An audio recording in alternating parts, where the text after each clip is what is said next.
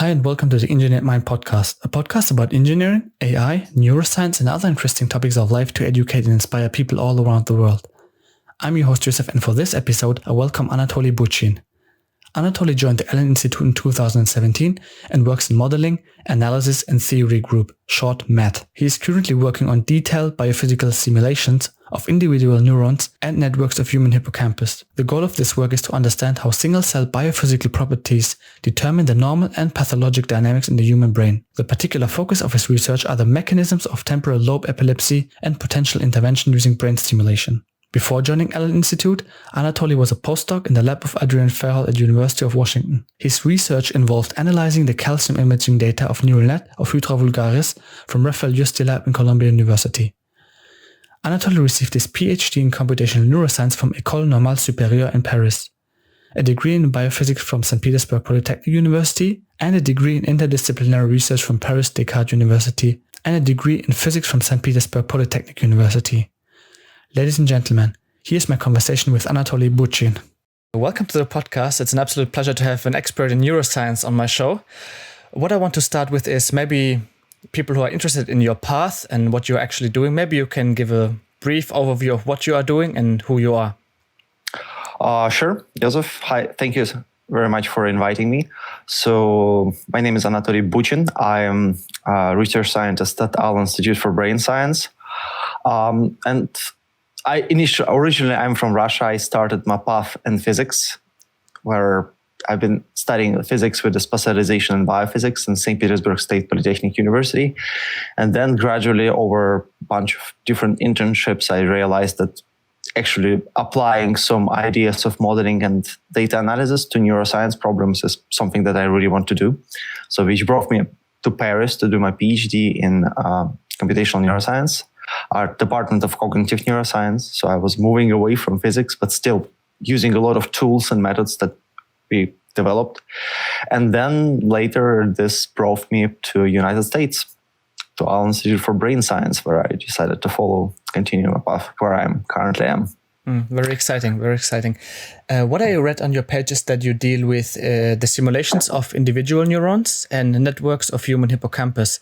Can you, for a person who is not into neuroscience, explain what is a neuron and what are you actually doing? Yeah, sure. And in fact, there are a lot of similarities with physics, especially with statistical physics. So I would start with the neuron. If you think about an integrator, that's probably the way how to think about it. And in our brain, there are a lot of neurons. There are presumably as many as stars in the Milky Way galaxies. It's about 100 billion of cells. And every cell, what it's doing, it's receiving the input from a bunch of different other neurons, integrates it, and if the voltage reaches the threshold, then it generates an action potential and it spreads to other neurons. And every neuron is receiving on the order of 10,000 to 30,000 different inputs that come asynchronously at different time. And then this input is being transmitted to about the same amount of neurons. Mm-hmm. So it's highly complex system in terms of input-output relationship.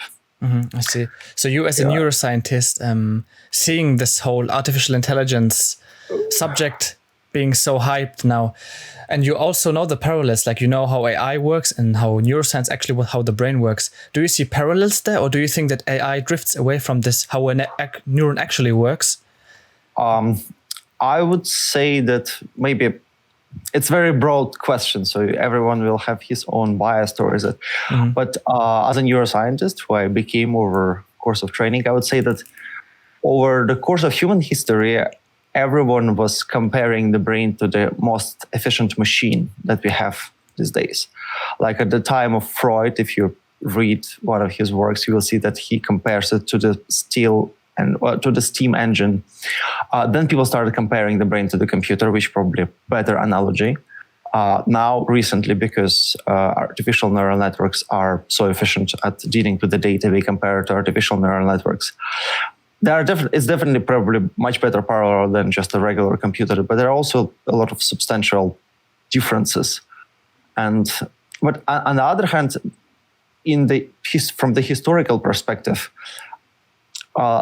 artificial neural networks and biological neural networks, they were essentially very much intermingled in the beginning. Like, for example, the discovery of perceptron by Frank Rosenblatt in the 50s has been inspired by how human brain operates. And then there are a couple of times when artificial neural networks were more in favor or less in favor, where people discovered that single neurons cannot compute XOR operations. So, and now we are kind of coming back to it in a way that people look into how convolutional neural networks work. And Jan LeCun, who actually introduced this neural network architectures, was very much inspired by the visual system of mammals. So I see that this fields start to come together, but there is still a long way to go before we will be able to compare how the brain and how artificial systems operate. Definitely. Can you explain for the audience, what are you actually doing and how do you apply data science to signals from the brain?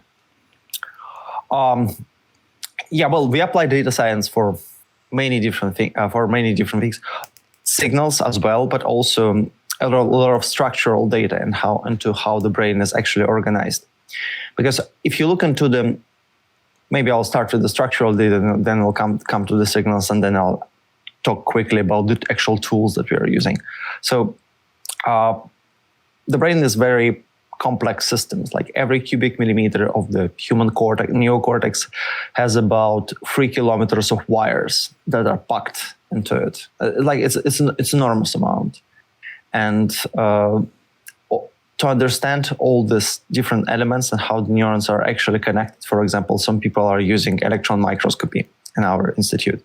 So when you have to isolate, you have to freeze a little part of the brain, cut it into 20 nanometer slices, and then image it, and then have an image stack, and then make the algorithm that will do the segmentation. And usually the segmentations are based on artificial neural networks. But these are like enormous data sets that are petabytes of data that needs to be processed. So there's a lot of big data processing it. And for example, when you have multiple petabytes, it doesn't make sense to transmit it over the internet, because it's much easier to record it on the HD and then transfer it. Like, this will be the most efficient data transfer, physical. So at our institute, we have a lot of different projects. Some of them are related, they're like umbrella terms. Some of them are related into the recording neural signals and trying to relate them to the stimulus, or basically neural coding, how they looking into how information is represented in the brain, in particular in the mouse visual system.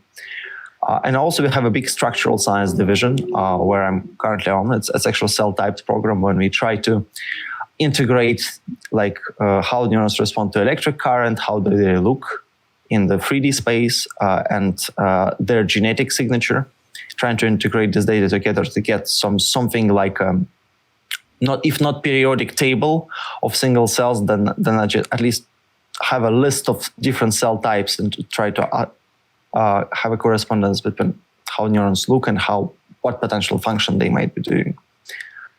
So for the brain signals, for example, one of the way to measure how the animals are behaving is basically have the so-called in vivo setting.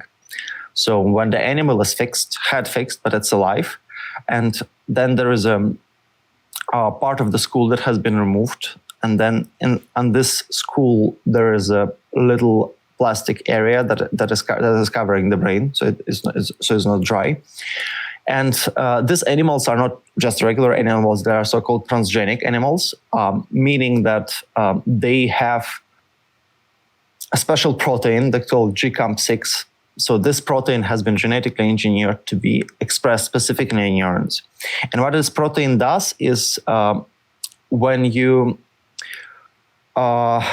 shine the laser beam on this neuron, of very low intensity, then this protein is basically affecting. It reacts to the changes in calcium inside the neuron. And then when the calcium goes up inside the neuron, this usually happens when the neuron generates electric current, when a single neuron makes a spike. It absorbs this calcium. It absorbs this calcium, and then this triggers this GCAM protein to generate the light that can be captured by the microscope. So what you end up seeing something like a starry night, where instead of stars, you have little neurons. And these neurons are shining light depending on their state. Like neurons that shine more light, more periodically, are more active, and that are shining less light are less active. And that's like, it's usually visually very fascinating. You can record from several hundreds of cells, if not thousands. And then you can present basically you're recording in the visual area that are responsible for, basically this is where the visual signal comes from the eyes. Like first it comes to the eyes, then it comes into the structure and thalamus, and then from thalamus to first area of the visual cortex. And then basically you can try to see what is the activity of single cells and how do they respond to different visual stimuli. You can basically try to realize something that is called something like a receptive field. So what property of the stimuli makes this neuron the most excited? So because this can give us the information about like what this neuron prefers to see. Not really prefers, but what, in a way you can think about it, what part of the processing this neuron plays role. Mm-hmm. That's incredibly interesting, Anatoly. Yeah. Can you maybe tell us, are these techniques that you use also useful to identify like diseases, for instance? Yeah. I mean, in principle, what we are doing is, and feel free to ask more clarifying questions because I can go like this for hours. Yeah. So actually one of my projects that I'm working on is about human epilepsy. So when we analyze the data that comes from human hippocampus, and the way how this data comes, it's basically not from cadavers, it's from surgical operations, because one of the way to cure people with epilepsy is to remove their epileptogenic region, if epilepsy is generated in one specific region in the brain. And it's been in the patients that we look at, it's generated in the hippocampus. This is the area that is responsible in normal conditions for new memory formation, but it's also affected in epilepsy. In about 50% of the cases from epilepsy come from hippocampal epilepsy. So they give this tissue to us, and then we can apply many different methods to understand what are the causes, what makes this tissue more excitable. The way how we try to answer this question, this is like we have a hippocampus, we have a diseased hippocampus, but we don't have a real control, like what do we compare it with? So our way was to look into the more diseased versus less diseased hippocampus. Mm-hmm. And then we can record activity of single cells of various particular type, because there are a lot of different types of neurons inside the nervous system. It's a little bit like a zoo, where you have to pick up one particular type that you can identify, then record the electric activity from the cells, then inject special marker, it's called biophysical, that goes into a neuron, and then it spreads, and then you can see the 3D structure of this neuron later in the imaging process. And then once you have these two data modalities, like morphology, how does the neuron look like, electrophysiology, how does it respond to the current, you can try to make a computational model of the single cell. And this is basically where we come, like modeling people with our expertise in genetic algorithms. So basically we try to find the parameters for the single cells that would match the input-output relationship that we have measured in the experiments from the single cells. Mm-hmm. Then we can generate certain amount of cells like that and connect them into the artificial network. Well, I would call the biological neural network. So these are the spiking neural networks. And then you can make these neurons exchange the signal that they have. So to make them generate spikes, and you have to add excitatory neurons to add some excitation, and inhibitory neurons to control this excitation. So you'll have some kind of balanced activity that is a bit more similar to the activity that can be recorded in the brain. But the advantage of the computational models is that you can run as many experiments as you want with them. And human tissue is very scarce. I mean, we had like 7 patients over 2 years of the project. So there is no physical possibility to measure everything. And this is where the modeling really comes, because you can measure what you can measure, and then you can try to make the inferences based on the model, what it predicts because you cannot test infinite amount of hypotheses if you don't have huge amount of data. So basically, in terms of tools, network modeling, let's put it like this. So these are essentially dynamical systems. Genetic algorithms that we use. And for data analysis, we use methods of dimensionality reduction and classification. So when we compare neurons between different groups and we ask like what features determine neurons from early stage of diseases versus later stage of diseases. So what features are determining that? So it's important to have some kind of not just deep neural network approach that will help you to predict features that are the most distinct between the groups of cells, but something that is more interpretable. So there are different methods to do that, like we are using, for example, a random forest classifier, or as one of the ways. But thanks a lot for explaining. It's seems like a very big field, but super interesting as well. You earlier on mentioned that some parallels exist between the brain of a mouse and the brain of a human being. And I also saw that you have a Medium article trying to point out, you showed the neuron between a mouse and a human. Can you maybe go into a little bit into depth? Why do we use mice for experiments? Why is it so fascinating for us to experiment that? Yeah, that's a very good question. So if you want to know how a human brain works, why do we actually look at the mouse? In some sense. One of the main reasons people are using model organisms in biology is because it's not a computational model, but the organism is still a model. You can study a lot of processes that mice are having. For example, mice have vision and they can see. They probably don't have as good vision as primates have, but still, mouse also allow you to use a lot of genetic tools. You can generate a lot of different mice. You can have a mouse with genetically encoded calcium indicator, GCAMP, to do the imaging experiments. You can have, and also you could have much larger numbers of animals, which is important for experiments because biology, especially like almost a lot of biological phenomena are highly variable. So you need to have like large number of samples to be able to show the effect that you're studying. So, and historically, I mean, let me put it from this way to answer two questions, like why do we compare with mouse and how do we compare with mouse? So we compare with mouse because we know much more about the mouse organization because this data is much more abundant. So therefore, it also, if you would like to understand the human brain evolution, because the human brain has expanded over 80 millions of years of evolution from the common ancestor of mice, of current mice and humans. And this area of the cortex seems to be responsible for generation, like a high variety of different functions, like reasoning, action planning, sensing. And another interesting thing is that human cortex, if you look into it like a zoomed in approach, there will be a huge amount of different cell types.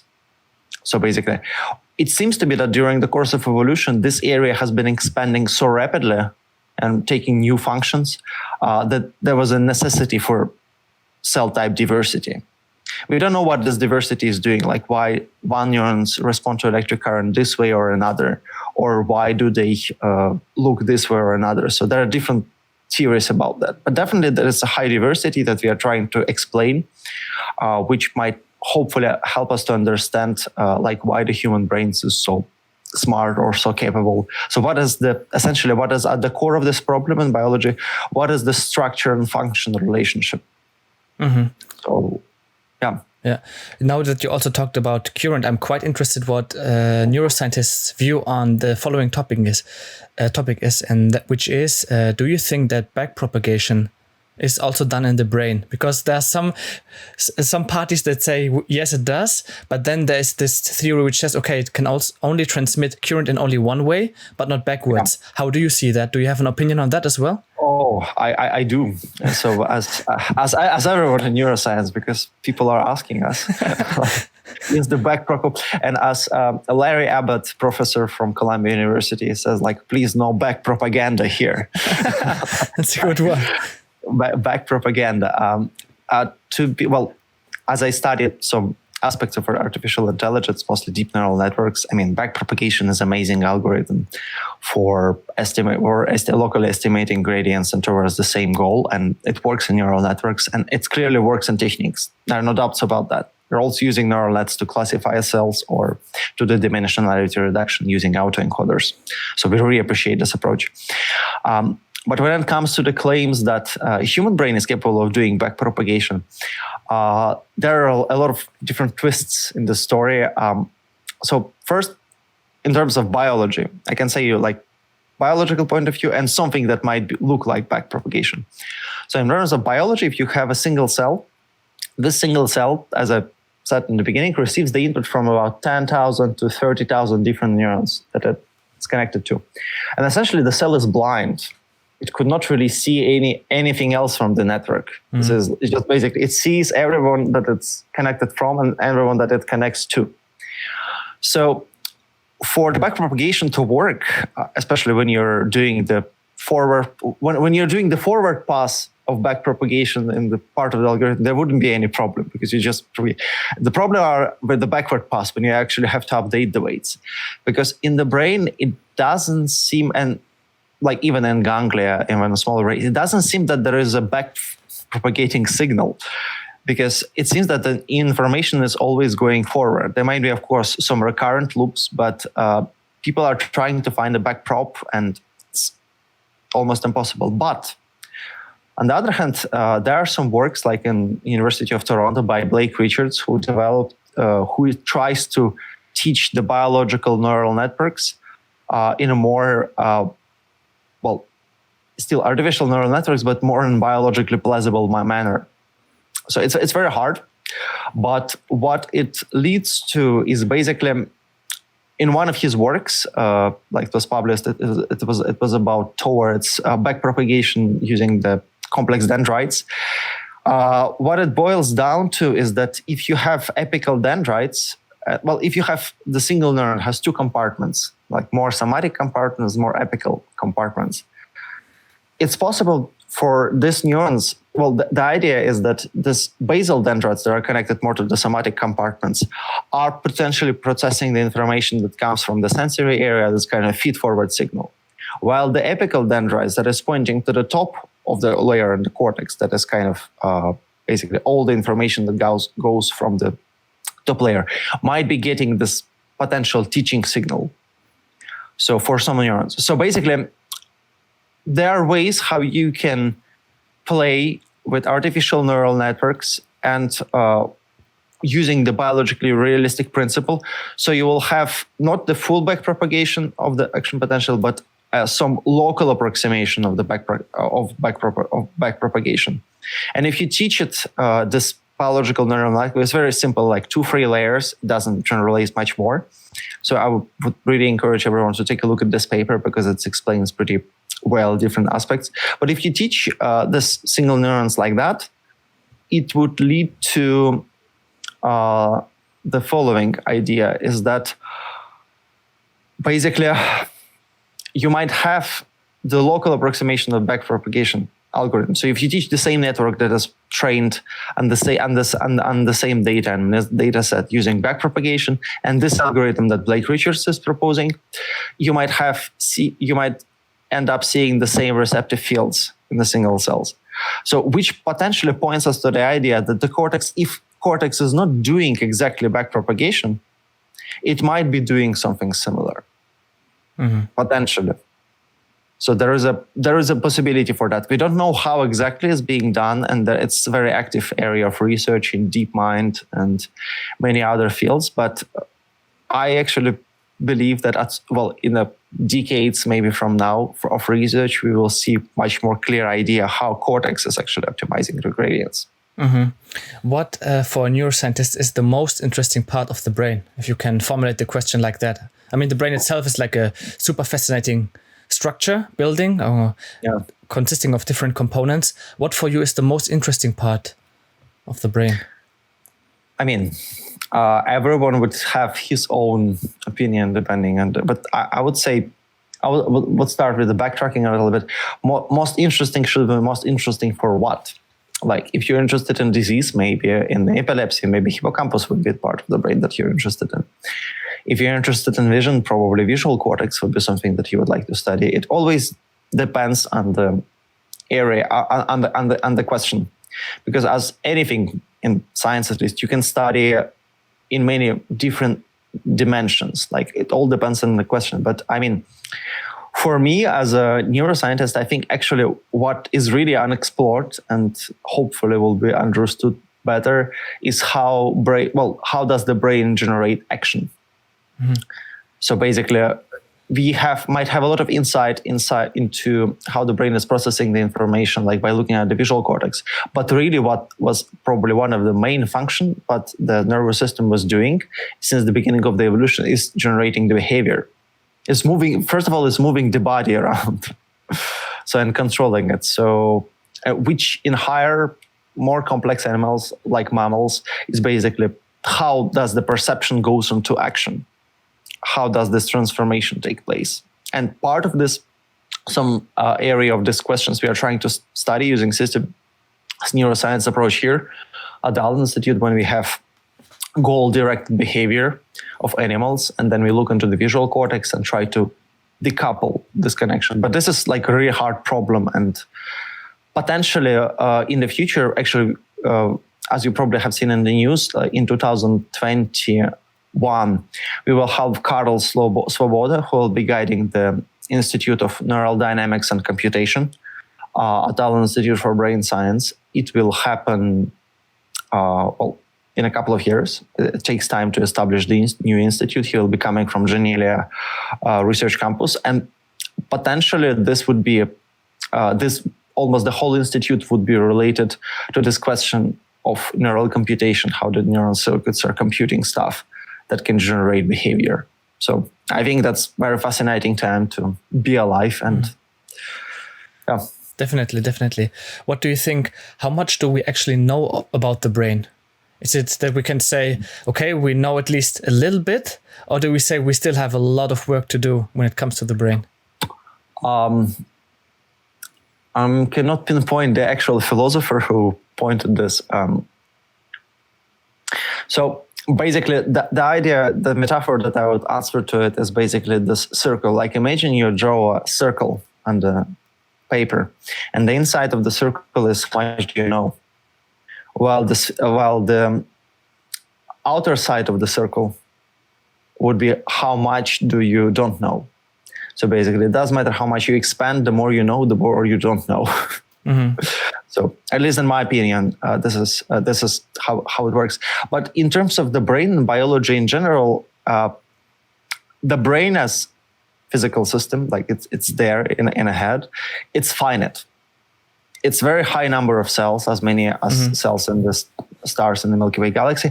But in principle, if you can map all of them, if you use the method, at some point in the future, you will be able to know how different cells are connected, like at a very small level of resolution.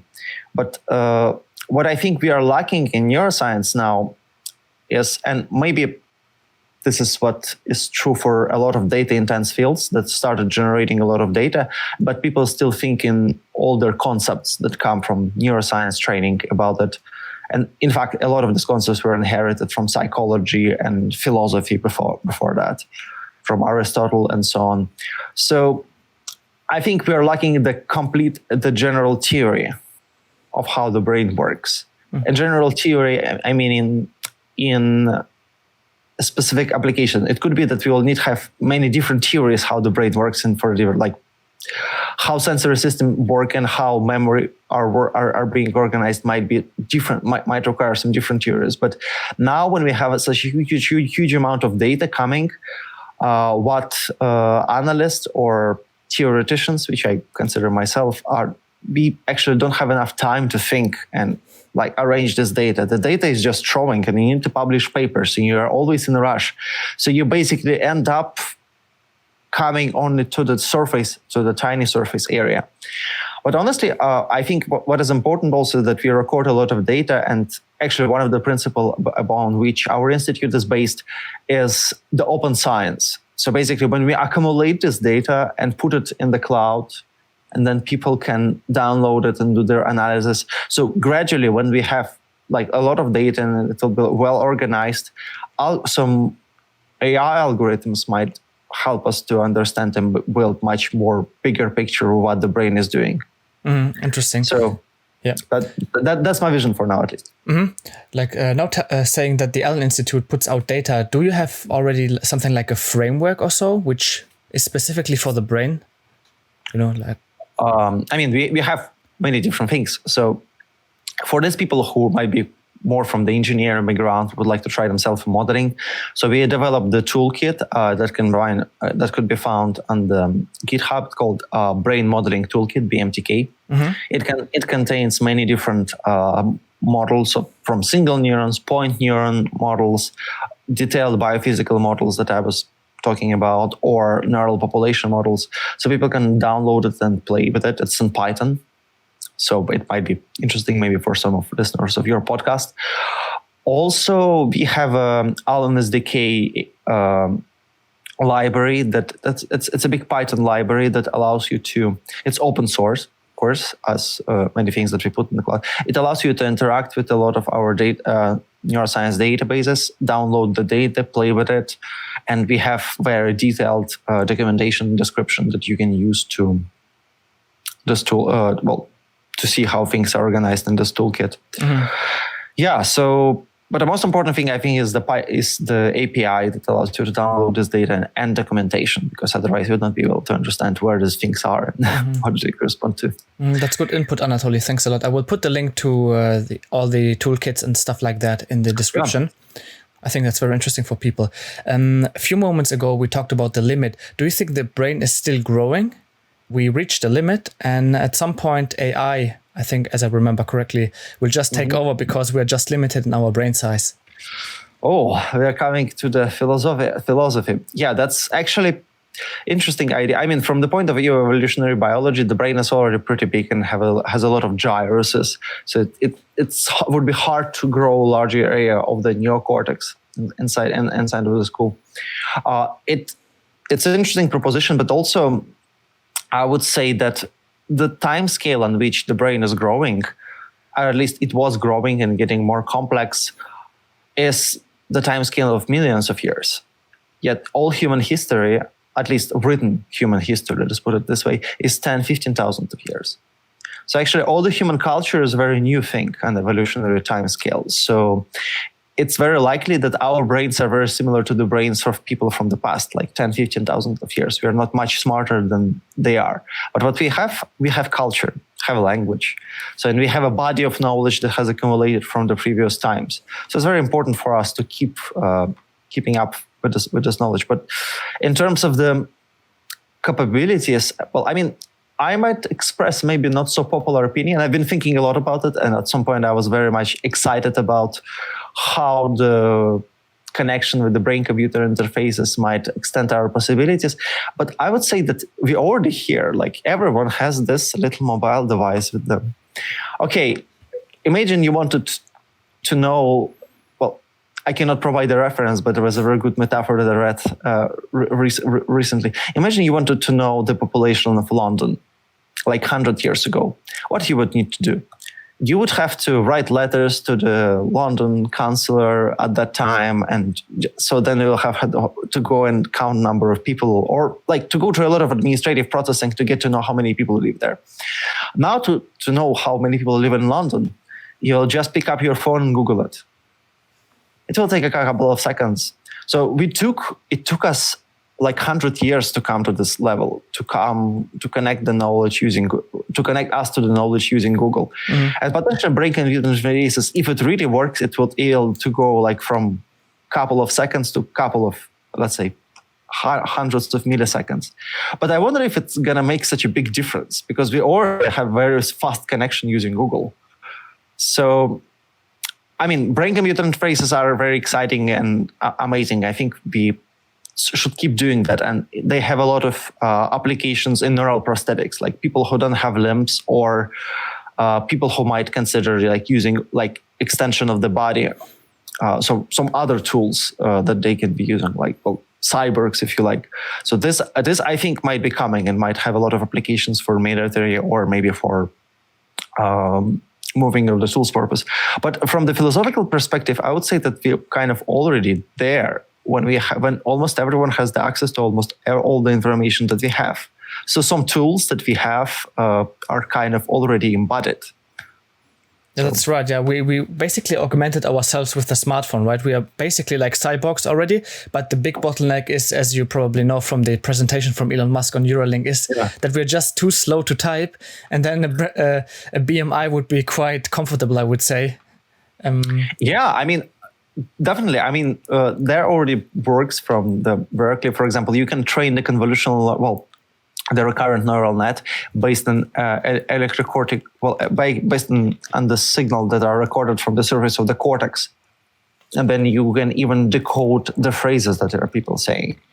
So this might actually work. But I mean, Elon Musk has his vision, and I actually have some friends of friends who work in Neuralink.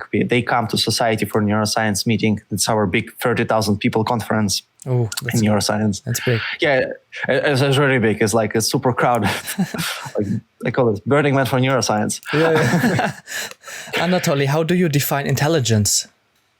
Oh, that's another general question. So I think it depends on the field. You would define intelligence for a machine learning system one way, and intelligence for in neuroscience domain differently in robotics. But I would say that if I may, is something that allows you to do an adaptive behavior, to adapt to the environment. Mm-hmm. Yeah. And how optimally you solve the tasks that environment puts you in. I see. In a way. Mm-hmm. So basically, in this way, you might try to find a similar definition for. I don't have a precise and clear definition, but in my opinion, this definition should be similar to the artificial agents that you can simulate, and for actual animals that you can train and test. Mm-hmm. Yeah. So also quite fascinating how, for instance, reinforcement learning is coupled with the human intelligence. Yeah. Like the logic that you have an agent, you have the environment, and you get a reward from it. Depends on if it's positive or negative, and then you adapt your system, so to speak. Speaking of adaptation, can you maybe explain, as an expert in this field, what is neuroplasticity and how does it affect us? It's a very general question again, I know, but maybe you can give your own opinion on what neuroplasticity is. Yeah. Neuroplasticity is affecting us all the time since the day we were born until the last day when we die. Yeah. So, I would start maybe a bit far at saying that our body has many different organs, and brain is maybe the organ that keeps in the process of development over the course of the whole life. So exactly this feature, like being able to change the single neuron properties in response to the changes from the environment, from some teaching signal that we get, is actually something that allows us to learn new languages, pick up musical instruments, or learning new subjects if you're studying at the university. So basically, the brain was made to be plastic. And plastic in what sense? This plasticity is basically changes brain properties, like neural properties, over time in response to some changes. On the level of single cell, for example, if you have two cells, one cell is connected to the other, there is such a thing as spike time dependent plasticity. So it's basically, if there is first the input on the cell A, then the input on the cell B, if first cell A fires, and then immediately after the cell B fires, in this case, it leads to the immediate transmission of the information, and then this connection between the cells will get stronger. So this is the Hebbian plasticity principle. And there are synapses, usually mostly excitatory ones, that are showing Hebbian plasticity. So this is one field. The other thing is that, for example, when the neuron is firing a lot of, more than it should be, inside the neurons there is a calcium buildup, but you can measure with the G-comp, as I discussed earlier in the beginning. But also, if there is a buildup of the calcium activity, it might trigger some cascades, biochemical cascades into the single cell in such a way that it would basically change the composition of the proteins in the membrane of a neuron, so it will kind of scale down its activity a little bit. It's called the synaptic scaling. So there are many different levels, and also on the level of perception, when someone is looking at the screen, there are even some illusions, like in the visual system. If you look at the ekrán with a bunch of different dots, and then you concentrate your vision on the central dot, and there are some blurry dots in the periphery of your vision, at some point you stop seeing them. It's because your visual system adapts to this. And in particular, like I studied some aspects of it, it might be related to the single cell properties of the neurons in the visual cortex that basically change their frequency of their spiking of their neural impulses that they generate over the course of stimulation.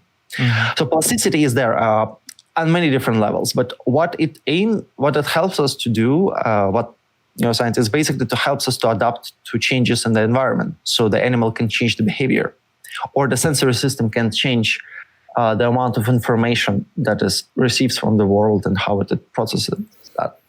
Thanks a lot, Anatoly. It was a great explanation.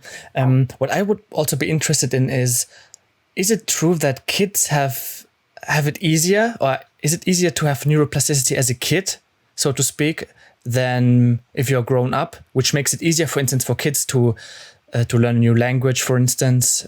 What would you say? Yeah.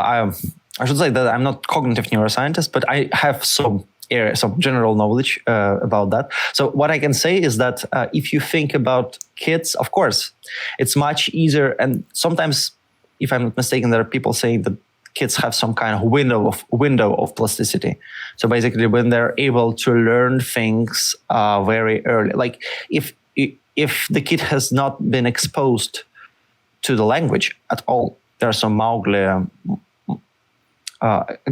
examples, then they would not be able to start to speak, like after 4 or 5, if I'm not mistaken. If they have not heard human speech, they would not be able to speak. And basically, this opportunity is missed for the entire life of this of the subject. Then, of course, and also it has a lot of evolutionary advantages, because a lot of animals and primates, they're learning the basic skills for survival at the beginning of life, and then they don't have to learn as much later down. Humans are very different, because we have to teach ourselves new things all the time to stay at the top of our field, and this is probably what makes human brain much more plastic than the brain of many other animals.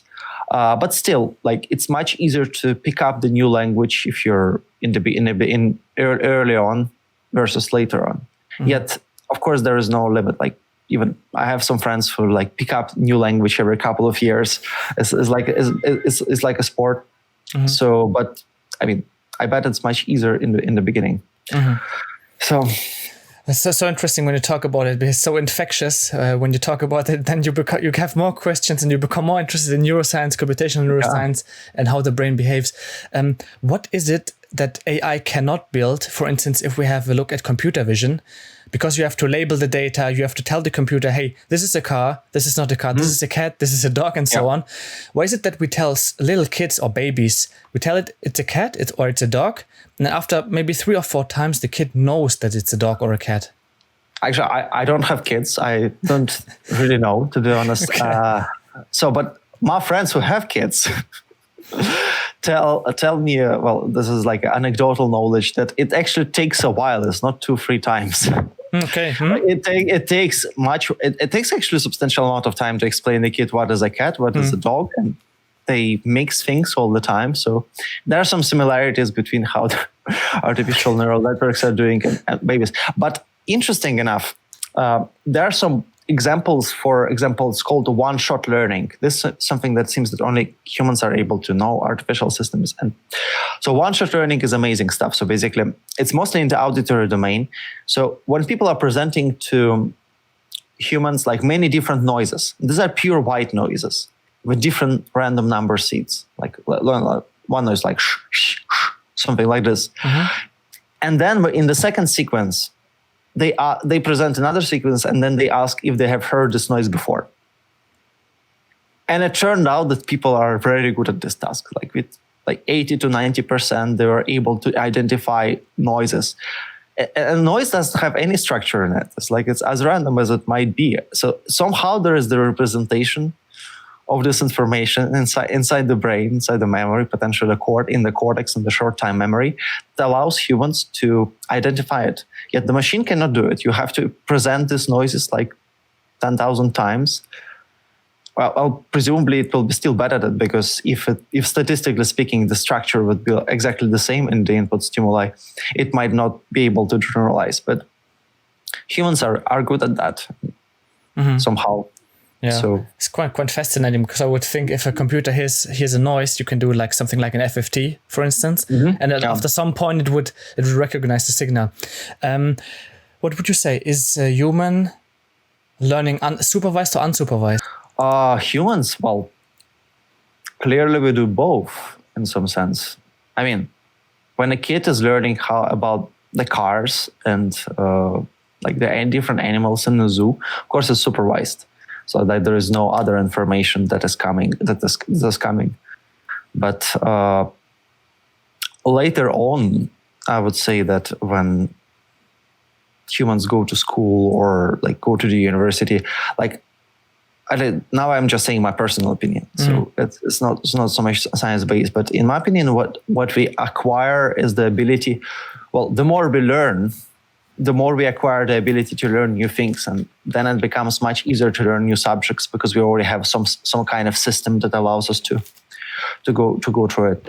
So, but also, like, imagine you come to a new job and there is a potential workflow, how you work with the data, and of course there is potentially a way for you to figure out how these things work by yourself if you have infinite amount of time. But very often you don't have an infinite amount of time, so you have to follow this paths that has been already established before. So you ask your colleague, and your colleague points you to this. So it's purely supervised.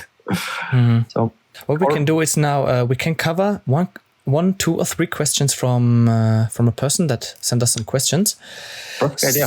So one question would be, do you have any advice for people with life science background that find comprehending the more computational topics a bit challenging? Yeah, that's a good question, because unfortunately, as far as I know, in Russia or maybe in France, where I studied, people who are doing biology are not early exposed to numerical tools and to mathematics, which is the key. But in my opinion, I mean, when I was teaching some courses for master students, and there were people coming from backgrounds from philosophy, unexpected, from neuroscience and physics, but there were like a lot of people who are coming from very unexpected fields to neuroscience. So what is very useful is to get into programming. So because this allows you to formalize the way how you think about things, so you can basically start working on these problems. So programming, and maybe potentially take some math classes if the university allows you to have in linear algebra and discrete mathematics, because like learning some basics in pure math is almost always necessary to come into the computational neuroscience or artificial intelligence. So, but it's possible there are a lot of information that's available, but I still think that when you're doing math, it's not enough just for you to learn the subjects. You have to work a little bit on yourself. You have to work on the exercises. In this case, when you actually do the exercises, you really understand how things are. Therefore, learning about this at the university might be a very good opportunity. Great. Second question would be, what about the hippocampus makes it so interesting to study from a computational perspective?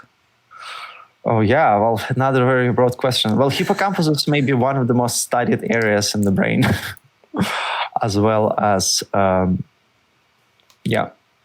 So hippocampus, well, one of the reasons why people get interested in the hippocampus is because they first discovered that there was epilepsy in it. Then they removed hippocampus at both sides from so famous HM patient. And then they realized that people with 2 hippocampi that are removed at both sides cannot generate new memories. They always stay in their current state and with a window of 10 minutes approximately. And then they forget everything else that has happened. So And that's very interesting that these people might end up saying the same phrases. They're kind of captured in their past, like before. So and they're moving in their like 10 minutes window. And it's very hard for them to navigate. So hippocampus always fascinated people and still fascinates about how memory are being formed.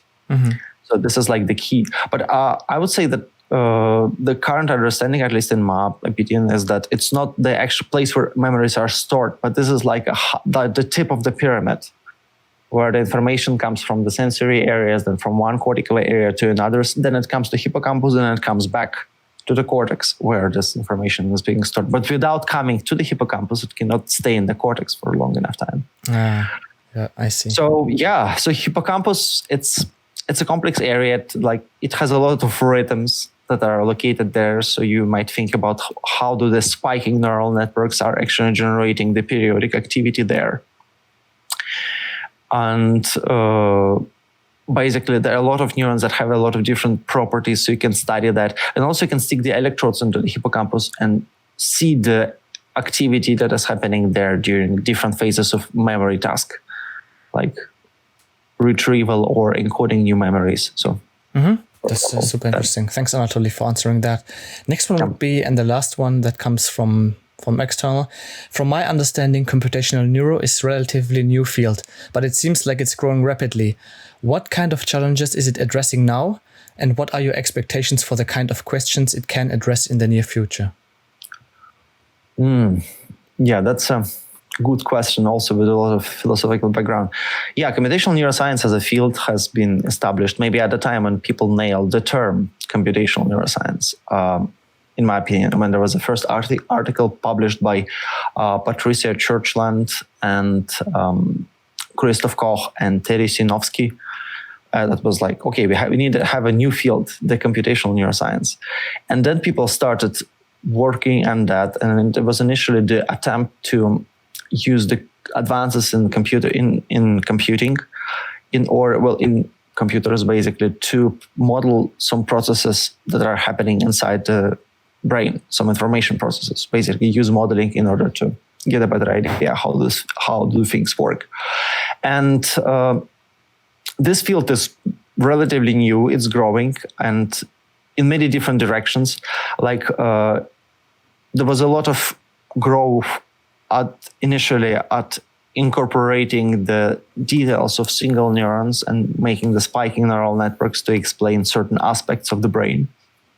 And then later on, I think what is happening now is computational neuroscience and starts to merge into the artificial intelligence and deep neural networks.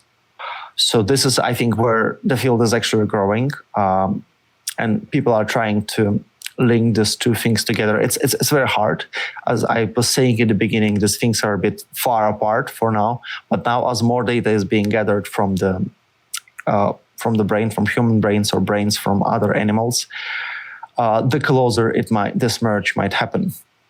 And it might, in the optimal way, it might help us to build better algorithms for artificial intelligence systems. It's one direction. And on the other hand, it might help us to use artificial intelligence systems to study the brain better, like to use the better convolutional neural networks to segment the data in the electron microscopy or classify cells into the different groups. So, but in my opinion, these two fields might start, like neuroscience and artificial intelligence, through computational neuroscience. They might start generating this kind of positive feedback loop when one field is helping each other. For now, it's more artificial systems that are helping neuroscience. But I hope like sooner or later, there will be another push from neuroscience back to neuroscience, as it has happened already at the time when perceptron has been developed. So when some ideas were taken from biology and artificial systems will made bait of this. So now we take artificial systems, apply it back to biology, and then sooner or later, I hope we'll be looping back, so to say. That's great. Yeah. Let's see what the future brings.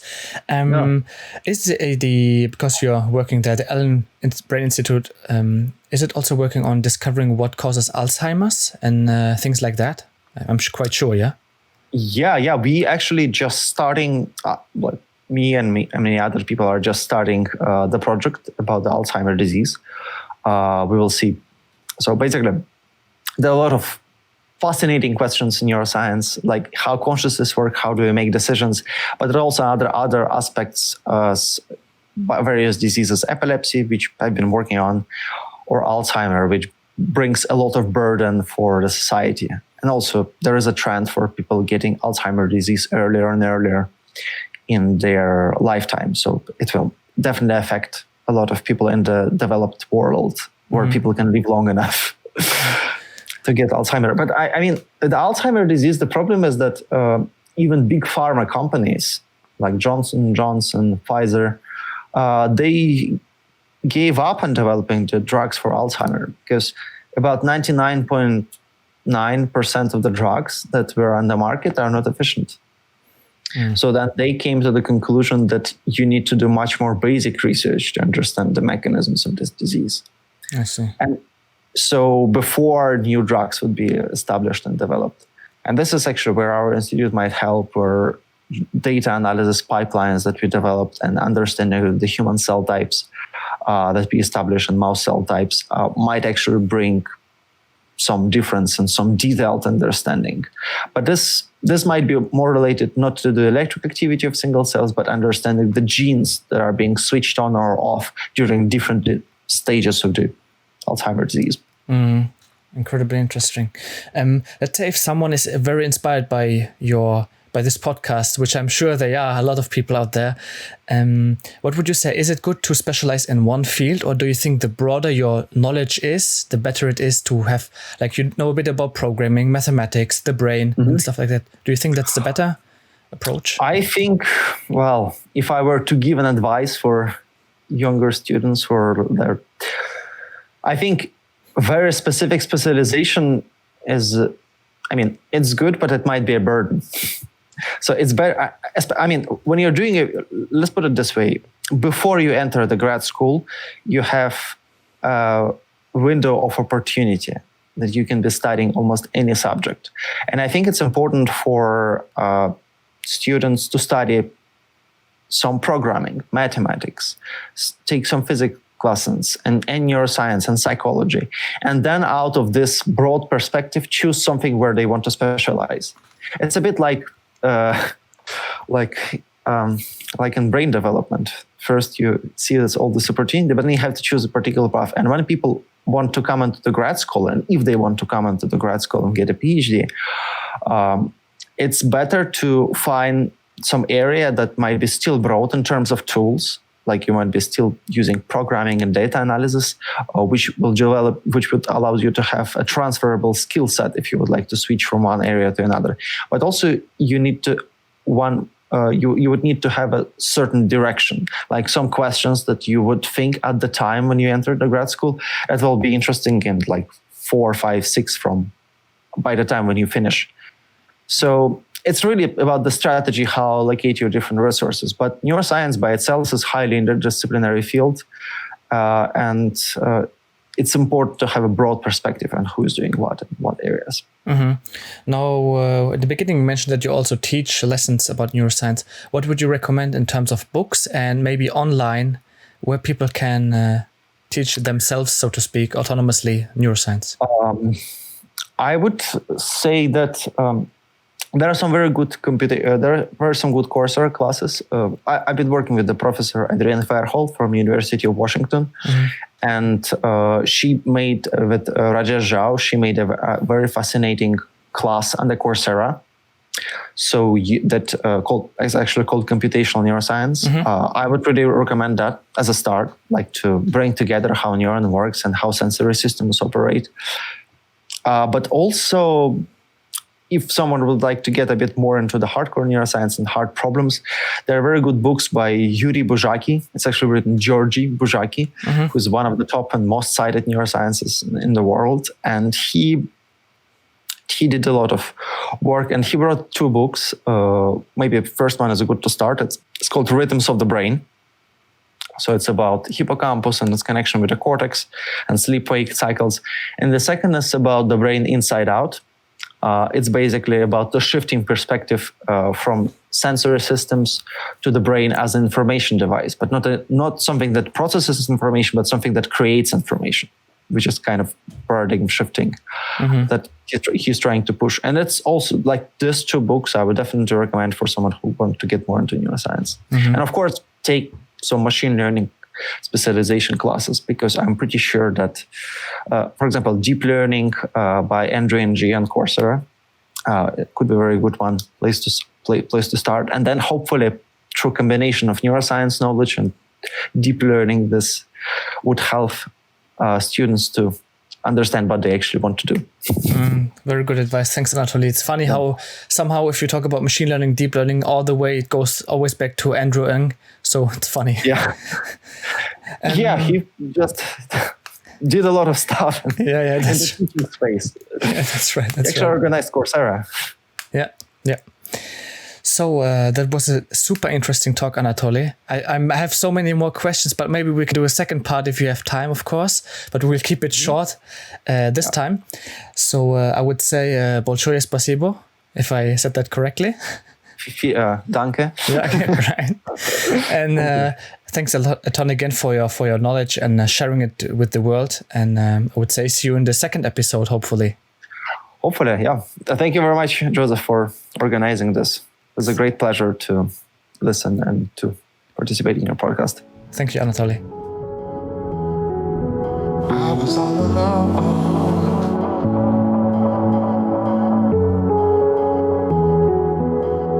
and you showed up under my umbrella.